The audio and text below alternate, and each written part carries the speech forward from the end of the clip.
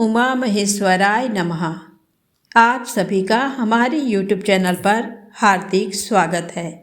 आज की वीडियो में हम जानेंगे वैकुंठ चतुर्दशी पर दीपदान कैसे करें। साथ में जानेंगे वैकुंठ चतुर्दशी का महत्व और पौराणिक कथाएं। तो प्रेम से बोलें, श्री हरि विष्णु भगवान की जय हो, शंकर भगवान की जय हो। कार्तिक माह में शुक्ल पक्ष की चतुर्दशी को वैकुंठ चतुर्दशी का त्यौहार मनाया जाता है। वैकुंठ चतुर्दशी पर भगवान शिव और श्री हरि विष्णु दोनों की एक साथ पूजा की जाती है। इस दिन श्रद्धा पूर्वक पूजा करने से दोनों देव प्रसन्न होते हैं। इस दिन पूजा पाठ जप एवं व्रत करने से वैकुंठ की प्राप्ति होती है। मान्यता है कि वैकुंठ चतुर्दशी का व्रत रखने से हजारों पाप कर्मों का दोष मिट जाता है। इस त्योहार को पवित्र नदियों में स्नान करने की परंपरा है। इस दिन विष्णु सहस्त्र नाम का पाठ करना श्री हरि भगवान विष्णु को 1000 कमल अर्पित करने के समान माना जाता है। इस दिन भगवान विष्णु को प्रिय तुलसी पत्र और भगवान शिव को प्रिय बेल के पत्ते श्री हरि को अर्पित किए जाते हैं।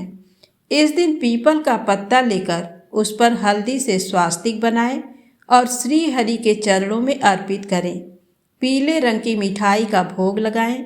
11 बेलपत्र के साथ तिल भगवान शिव को अर्पित करें।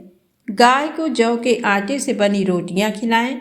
इस दिन भगवान श्री हरि की विधि विधान से पूजा करने के बाद केले के वृक्ष में जल अर्पित करें। शुद्ध घी का दीपक जलाएं। दूध में केसर और कुछ फूल डालकर शिवलिंग पर अर्पित करें। इस दिन व्रत कर तारों की छांव में सरोवर नदी के तट पर 14 दीपक जलाने की परंपरा है। इस दिवस पर नदी में तेल के 14 दीपक जलाने से हर तरह के भय से मुक्ति मिलती है। जीवन में नई ऊर्जा का संचार होता है। अगर कोई नदी तालाब ना हो तो अपने घर में ही 14 दीपक अवश्य जलाएं। इनमें से एक दीपक नल के पास जलाएं। इस दिन विष्णु सहस्त्र नाम का पाठ करें। पूजा के दौरान माथे पर केसर का तिलक लगाएं। केसर ना हो तो हल्दी का इस्तेमाल कर सकते हैं। पूजा के दौरान पीले रंग के वस्त्र धारण करें। हर साल वैकुंठ चतुर्दशी कार्तिक माह के शुक्ल पक्ष की चतुर्दशी तिथि को मनाई जाती है। इस दिन हरिहर अर्थात भगवान श्री हरि विष्णु और भगवान हर शिव जी का मिलन होता है। भगवान श्री हरि देव उठनी एकादशी पर योग निद्रा से बाहर आने के बाद कार्तिक शुक्ल चतुर्दशी को भगवान शिव से मिलते हैं।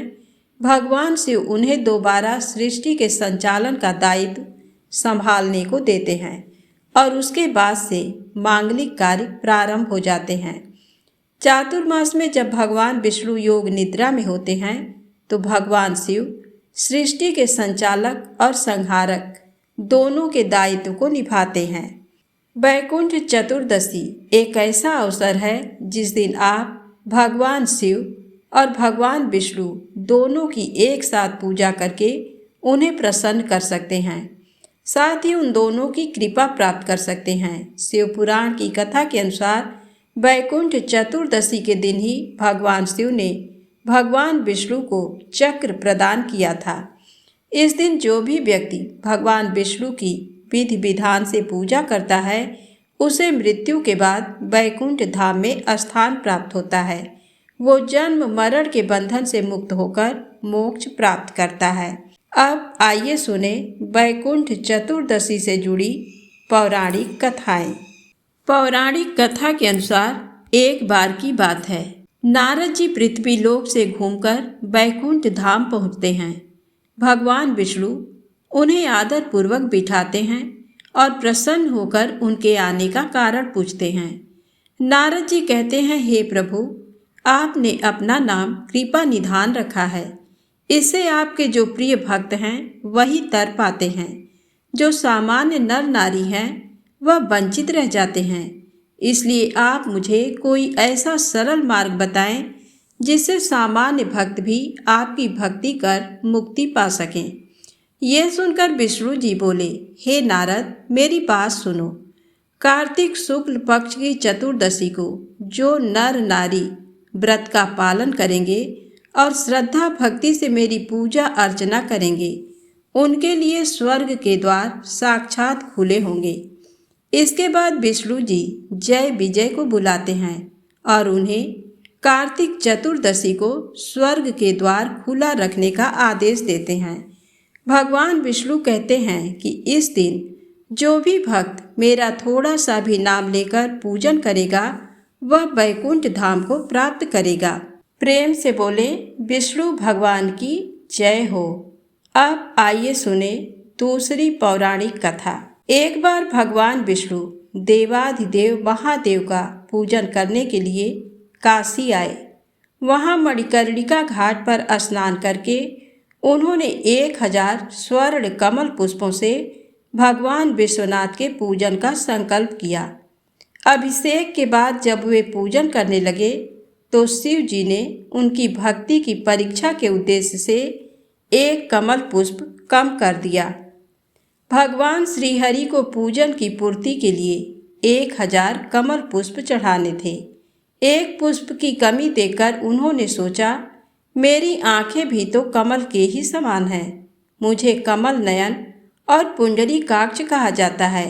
ये विचार कर भगवान विष्णु अपनी कमल समान आंख चढ़ाने को प्रस्तुत हुए।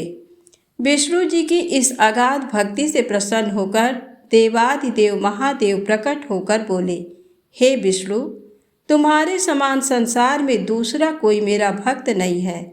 आज की ये कार्तिक शुक्ल चतुर्दशी अब वैकुंठ चतुर्दशी कहलाएगी और इस दिन व्रत पूर्वक जो पहले आपका पूजन करेगा उसे वैकुंठ लोक की प्राप्ति होगी। भगवान शिव ने इसी वैकुंठ चतुर्दशी को करोड़ों सूर्यों की कांति के समान वाला सुदर्शन चक्र विष्णु जी को प्रदान किया।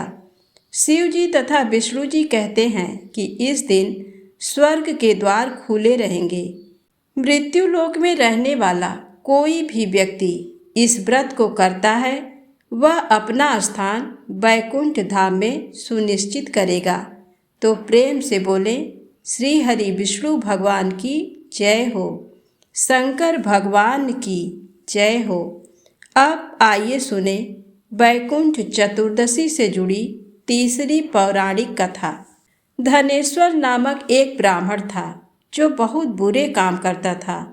उसके ऊपर कई पाप थे। एक दिन वो गोदावरी नदी में स्नान के लिए गया। उस दिन वैकुंठ चतुर्दशी थी। कई भक्तजन उस दिन पूजा अर्चना कर गोदावरी घाट पर आए थे। उस भीड़ में धनेश्वर भी उन सभी के साथ था। इस प्रकार उन श्रद्धालुओं के स्पर्श के कारण धनेश्वर को भी पुण्य मिला।